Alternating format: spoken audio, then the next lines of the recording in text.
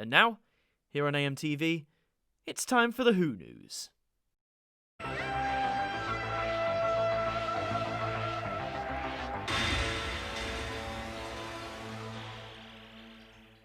Hello there, ladies and gentlemen, and welcome back to another installment of Who News. I'm your host, Adam Martyn, here from AMTV.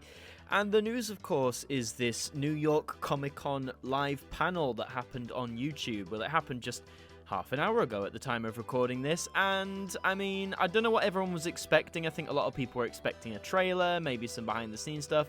We didn't get that. We got half an hour of a Q&A and some exclusive pictures, which I'm happy with. I think you can't expect too much, especially with the year that's been, and maybe they want to hold over some big surprises, but I thought it would be best to just talk about what we did get. So the thing opened with a recap of Season 12, which, I mean, yes, that's nice, especially if you've maybe missed on it, but come on, the internet hasn't let us forget Series 12 since it finished in March, but it's a nice idea.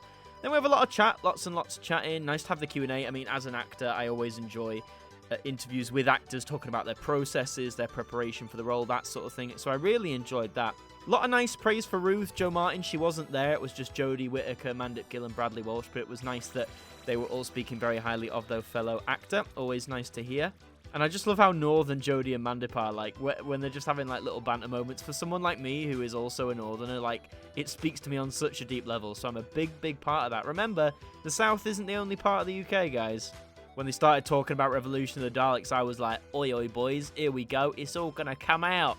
And we got two photographs. The first one I thought was really cool, very Capaldi-esque with the chalk, and I know she's counting the days. And is that like a red hoodie, a red prison suit maybe? I don't know, it really suits Jodie. I really like it. It actually reminds me of my uni hoodie, which is a similar colour.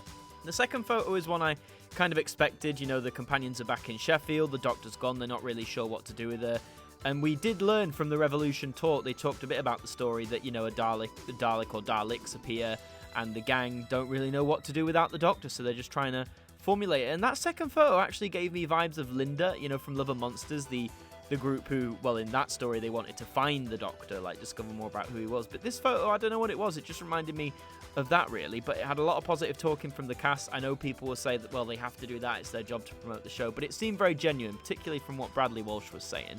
I do find these sort of talks or events always a bit difficult, though, because whenever you're talking about an upcoming story or series, it's very hard for the actors or creatives involved to really talk about anything of much substance because they don't want to give away spoilers, and that is not their fault. I repeat, that is not their fault. With a show like Doctor Who, it's very hard to talk about it in advance because you don't want to spoil anything too much. So I commend them for not revealing any big secrets, but I can understand why some people might be a little jaded that there wasn't anything much to it.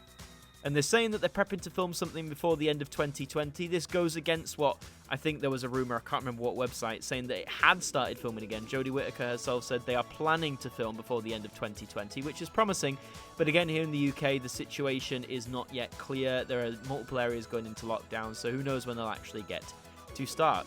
And that was it. There was no trailer. Lol. I mean, again, I didn't really think there was going to be a trailer, to be honest. I think they want to keep the cards close to the chest as possible. And besides, we're still 2 months away at least, even if it airs on Christmas Day. They might air it on Doctor Who's birthday on the 23rd November like they did last year. Do you know what I mean? There's so many possibilities as for when they can drop the trailer. So I wasn't really bothered that there wasn't one in this little Comic-Con talk. I know a lot of people expected it because it's happened at previous Comic-Cons, but if this year's taught us anything, well, things are going to be a little bit different.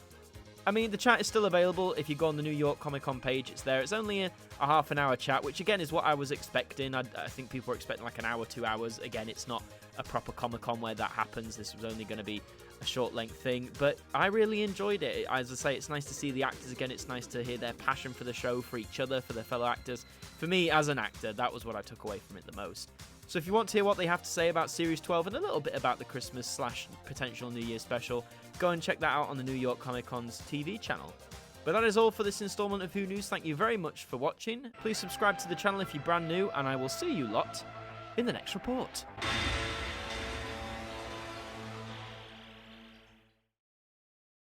A massive thank you to our producer and director patrons for your support towards us here at AMTV. You just help keep us going, and that's massively appreciated. And that does bring us to the end of another evening here on AMTV. We hope you enjoyed the programme, and we hope to see you next time.